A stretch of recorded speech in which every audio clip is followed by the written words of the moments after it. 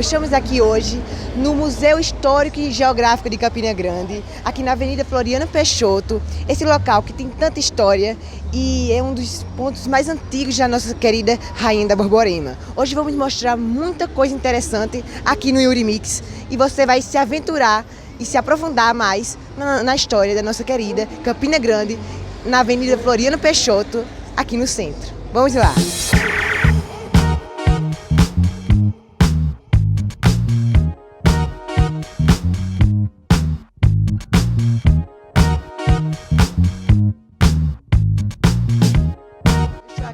Com Ângelo Rafael, que é o diretor dos museus municipais, né, aqui de Campina Grande. E eu queria fazer umas perguntinhas aqui para ele.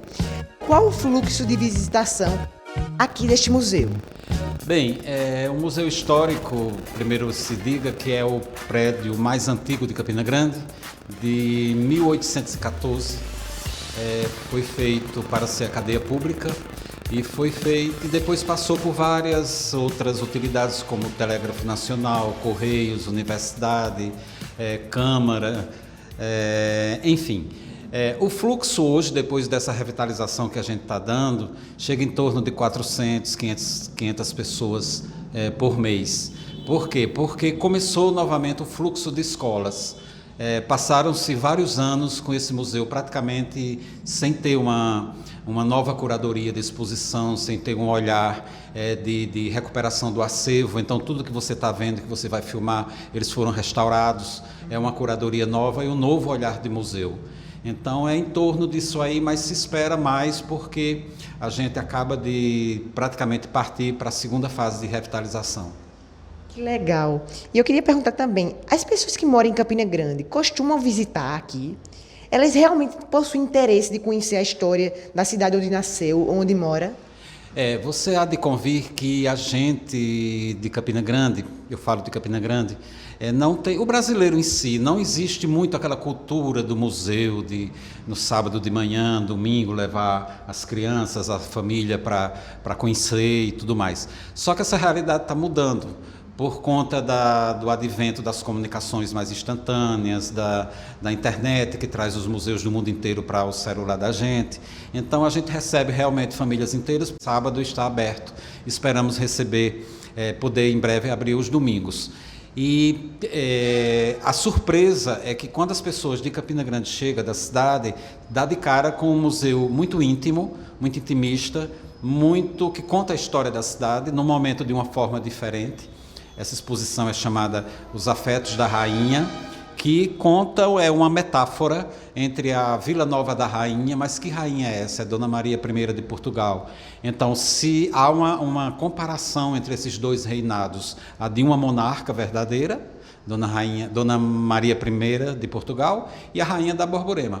Então está começando este trabalho. Nós reabrimos em 18 de maio do ano passado, foi 1 ano e 4 meses de trabalho. Agora, muito antes já tinha uma cara um pouco despretensiosa, desanimada, não era muito bem cuidado, enfim, mas isso faz parte do passado. Eu estou vendo tudo muito bonito, né, aqui. E eu queria perguntar também, esse ponto histórico eu soube que teve envolvimento com a revolta de quebra-quilos. Sim. Um movimento que lutava contra o sistema métrico francês implementado no Brasil. Sim. A braça, a légua, o feixe, o grão, a onça, que a partir daí seria por quilo, passou a ser litro, metro. Me conta um pouquinho como foi isso. Eu não vou poder individuar para você o ano, porque é muita informação para mim, mas a revolta do quebra-quilos, inclusive aqui atrás de mim, você depois vai filmar a balança e tem os pesos originais da época.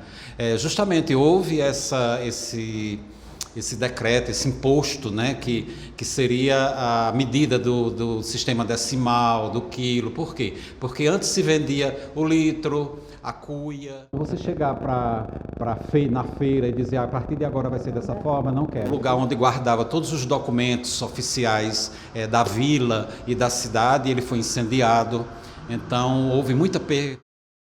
Perda de documentos cartoriais, de polícia, de pessoas importantes, enfim. Essa revolta foi feito aqui, é de Campina Grande, e se fala muito, né, de um dos líderes, que é chamado Carga d'Água, né? É muito interessante, é uma dica para se procurar, está aí na internet. Era cadeia, subia pela lateral e descia através de um alçapão. Mas a revolta de quebra-quilos, praticamente tudo acontecia entre aqui, o Paço Municipal e a Catedral, era a praça.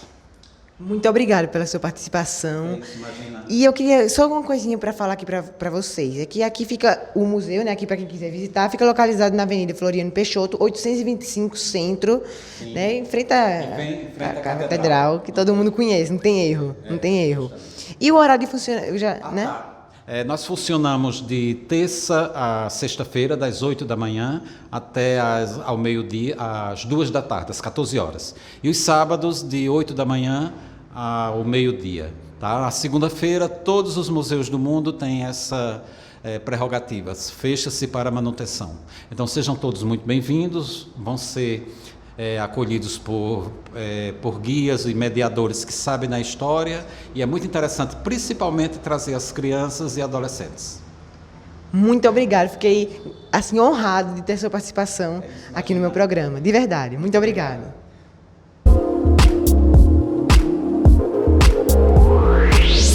Tudo é original aqui. William Ramos Tejo, que foi o responsável, né, pelo museu, né? Exatamente. Jornalista. Exatamente. Pode reforçar isso aqui. Aqui você já começa, né, com a questão que eu disse a você, a visão diferente em museu. Você tem Art Nouveau, você tem Art Deco.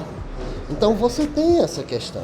Não é obrigado você entender disso, mas você vai percebendo as coisas, trocando informações.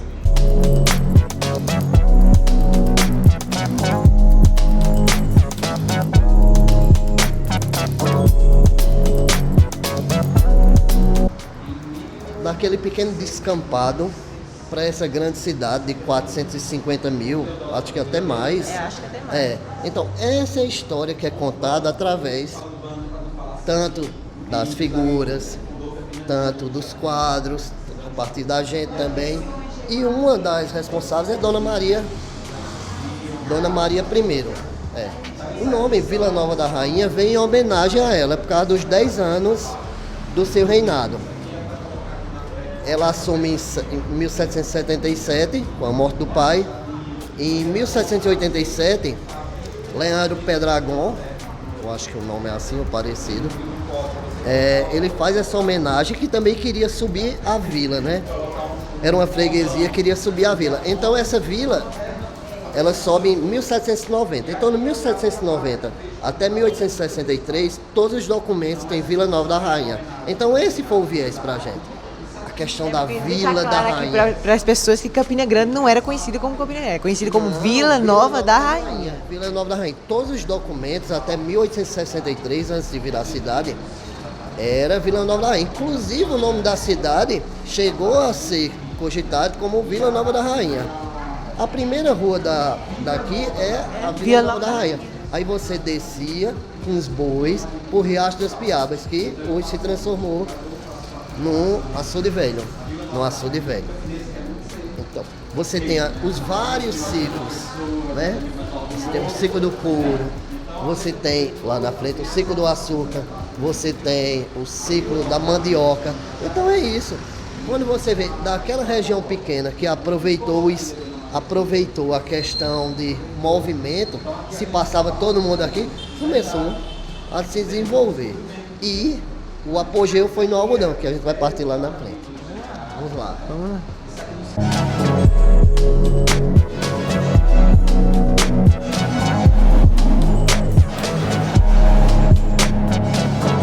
Da Confederação do Equador, Frei Caneca ficou preso aqui um dia.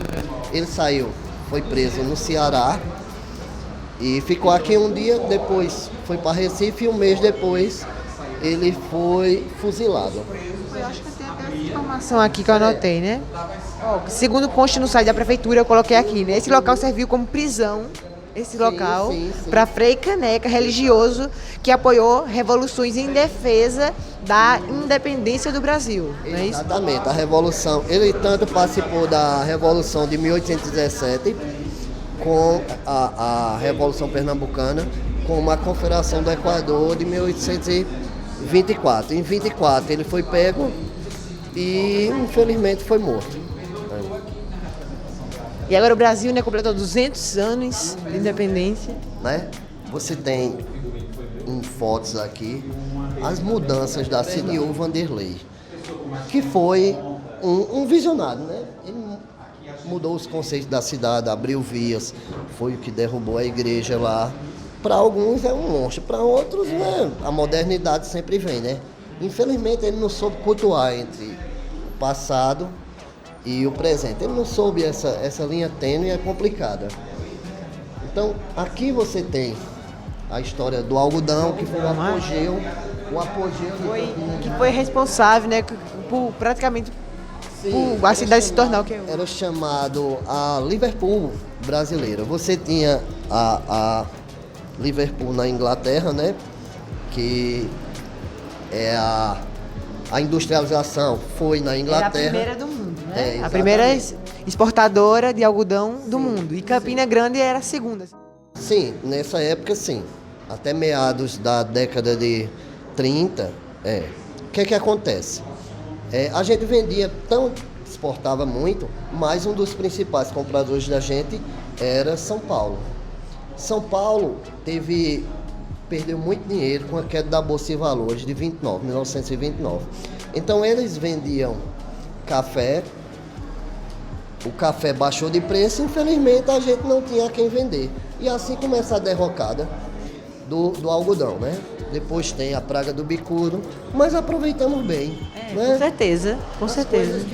Tudo tem um ciclo, aliás, né? Então nada é pra sempre. Igual a gente, né? Igual a gente, com certeza. Você tem originais, telha e tijolo da época de fundação. Lembre-se que naquela época não existia cimento. Então, os arquitetos arquitetos e engenheiros tinham que ser geniais. Essa parte é bem mais leve do que a de baixo. É bem mais leve. Se nota, as paredes são mais curtinhas, porque há uma questão, não é como um prédio hoje que você consegue dividir.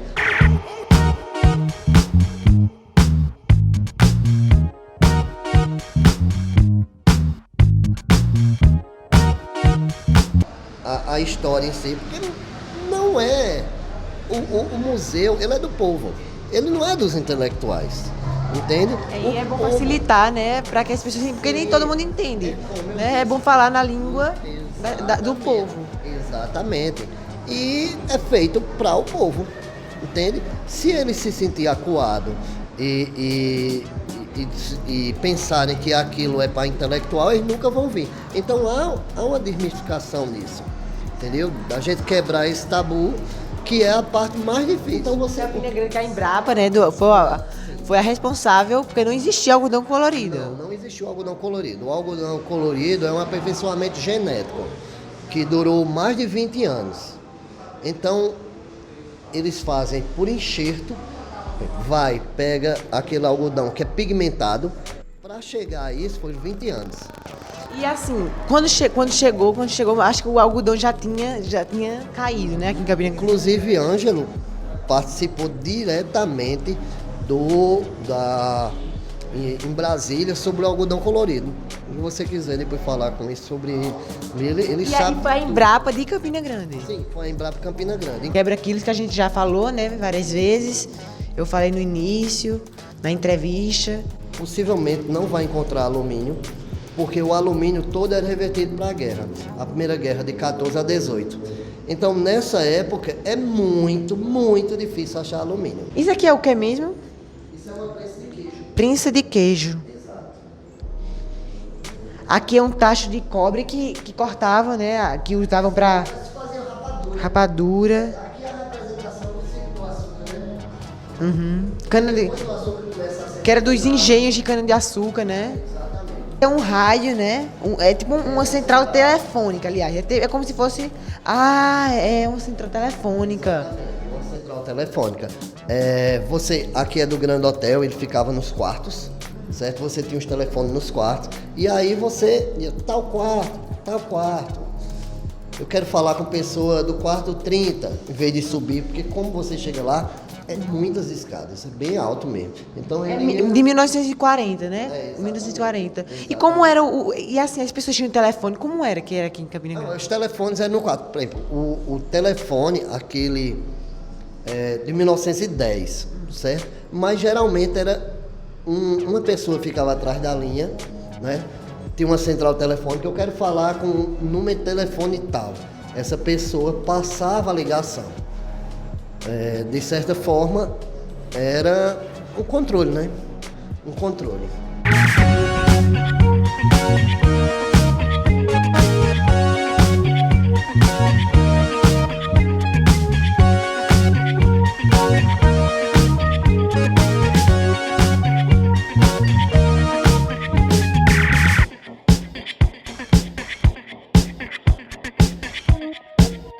Bem, pessoal, agora eu vou deixar minha marca aqui, né? Minha lembrancinha. Vamos lá. Vou escrever aqui, deixa eu ver o que eu vou escrever. Peraí, vamos ver o que eu vou escrever aqui. Um amor chamado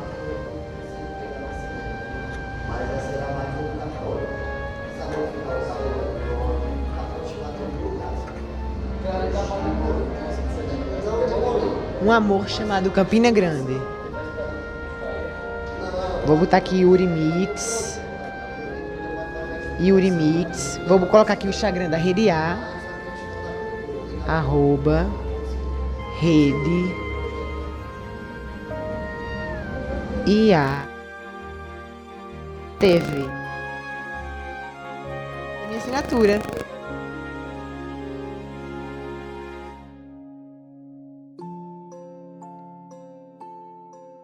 E a data de hoje, né? Que dia é hoje? 10.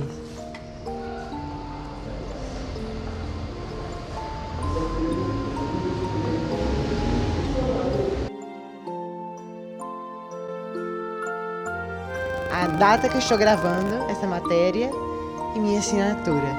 Agora vamos colar aqui. Vamos lá.